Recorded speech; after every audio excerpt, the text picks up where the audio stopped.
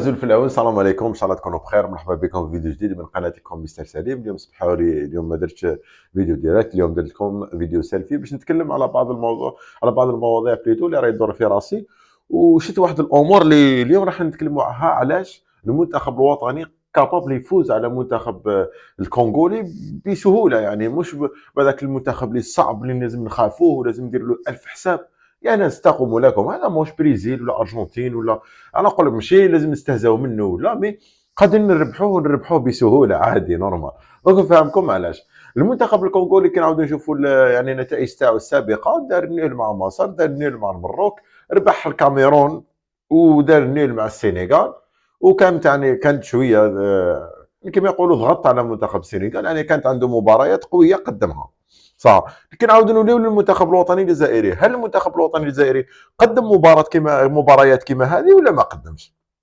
يعني تقدر تقول آه، هل قدم مباريات ريفيرونس بالنسبه للناس باش تفهمني، بالنسبه للناس اللي فرانكوفون باش يفهموني؟ هل قدم مباريات ريفيرونس بالنسبه له؟ نقول لك نعم. المنتخب الوطني الجزائري راه مقدم مباريات هكذا خويا العزيز، ماشي غير المنتخب الكونغولي. فهمت؟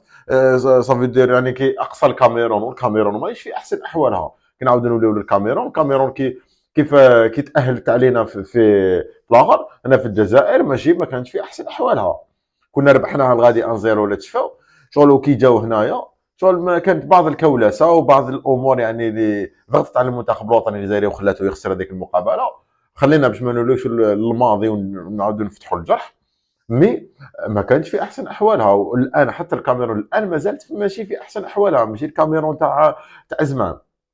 فهمتوا خوتي؟ وكنوليو للسينيغال. السينيغال خوتي، السينيغال دائما عندها دي بروبليم. صح منتخب كبير جدا، مي عنده مشاكل في الدفاع ديالو صراحه. باش نكونوا صراحه، مارغري عنده نجوم في الدفاع، نجوم في وسط الميدان، نجوم في الهجوم، ولكن عنده مشاكل في التشكيله ديالو. عنده اخر كما يقولوا في الدفاع عنده مشاكل باش نتفاهموا. عنده دي ديفونسور ثقال بلا ما ندخلوا في التفاصيل. كي راحت الكونغو معاها 1-1 خاوتي، شغل ماشي قادر يعني بون لعبت مليح الكونغو هذاك. مام حنايا ربحنا السينيغال في السينيغال 1-0 في السينيغال. تما حنا حاجه كبيره نورمال خويا. تما هاد الناس علاش نكبروا ونضخموا فريق الكونغولي؟ راك الفيديوهات اللي طلعهم عندهم رقم 10 يجري، عندهم كذا يلعبوا مليح، يديروا كذا يدخلوا. ماهيش بريزيل خاوتي. على حسب المنتخب الكونغولي ماهوش بريزيل، وسامحونا ولا رانا غالطين. راكم فاهمين؟ ولا رانا غالطين في هذا الامر هذا، سمحونا. نشوف فيه منتخب عادي وكابابل نربحوه بصريح العباره، نقولها ونعاودها. كابابل نربحوه عادي ونتاهلوا، كيما كابابل نخسروا. فوالا شغل ما تستصغروش شغل الخصم لهذه الدرجه هذه. مي كابابل نربحوه عادي نورمال.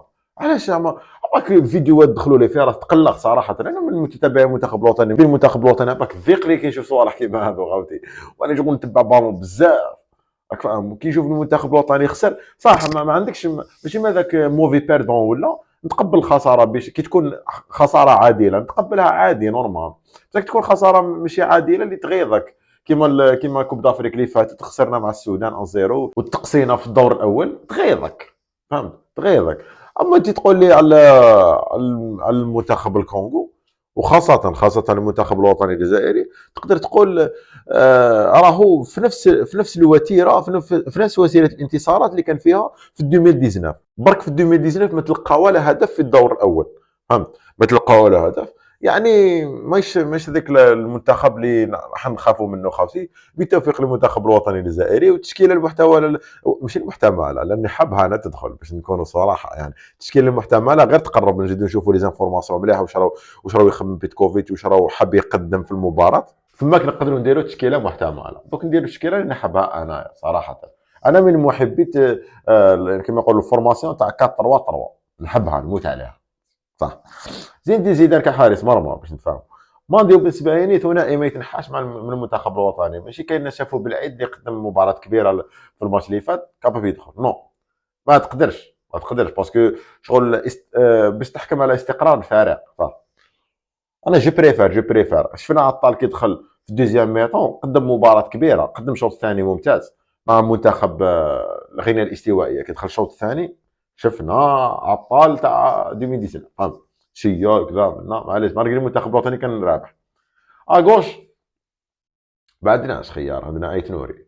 دورفال شفناه ماشي هذاك اللعاب اللي تقدر تتكل عنه صراحه، باش نكونوا صراحه يعني، رغم انه عنده امكانيات يدخل كذا لاباس هذيك اللي دارها بالاكستيريور منه مي ما تقدرش تتكل عليه لهذيك الدرجه. تقدر ايت نوري تما باش نكونوا صراحه بالنسبه لي.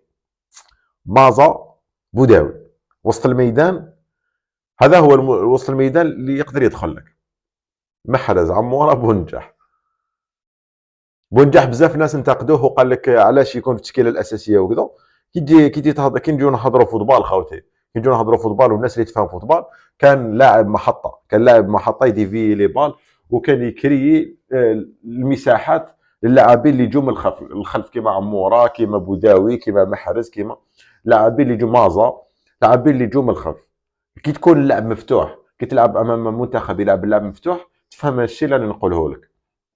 تشوف باللي بونجح يفتح طريق العموره باش يكري له لا سيرفاس اللي يقدر يجري فيها، باسكو عموره باش نشوف باش نهضروا لوجيك يعني، باش نحكيو يعني صراحه. عموره لو كان ما يلقاش مساحات يدوز لك اكوتي. لاعب مساحات، عموره هو لاعب مساحات. والمنتخبات بداو يتفطنوا لهذا الشيء هذا، لك حذاري. المنتخب بداو يتفطنوا لهذا الشيء هذا، يشوف يكري له يعاود يدخلوا للوسط ولا في هكذا، باسكو هو لو كان ما تخليلوش الكولوار فيد، لو كان تغلق له الكولوار فيد بدو زاريا اللي يكونوا صحاح، امورا ما يبانلكش، ميطون كومبلي ما يبانلكش، ولا واسمه مباراه كامله ما يبانلكش. دونك اتونسيون من هذا الامر هذا. هذه هي خوتنا، بالتوفيق للمنتخب الوطني الجزائري امام نظيره الكونغولي باذن الله تعالى. ان شاء الله نربحوا يالو 1-0 ونتاهلوا للدور واحد اخر. الاسكاره في الناس اللي شككوا في امكانيات المنتخب الوطني على العبور هذا الدور هذا، وقالوا يعني محطه كبيره جدا ومحطه صعيبه على المنتخب الوطني امام نظيره الكونغولي في هذه المقابله هذه. نقول لك باللي خويا العزيز ما كاش حاجه صعيبه، فهمت؟ كي تكون ثق في نفسك وتعرف الامكانيات ديالك، ما كاش اللي يشككك في نفسك. تقدر ديرها، تقدر تتاهل وتدي كاس العالم كامل. سي جوست حنا نكونوا ملاح، هذا ما كان. حاجه واحده اخرى شكون هو المنافس ولا المنافس واش عنده ولا ما يهمناش، المهم حنايا نكونوا ملاح. هكذا خوتنا، بالتوفيق للمنتخب الوطني الجزائري، وراح تصيبوا كل يوم فيديو على المنتخب الوطني وعلى لاعبينه وعلى جديد المنتخب. برك ابوني، هذا ما كان. ابوني وخلي لايك باش تدعمني. هكذا خوتنا، تلاقى في فيديو واحد اخر ان شاء الله. علي ليتس جو.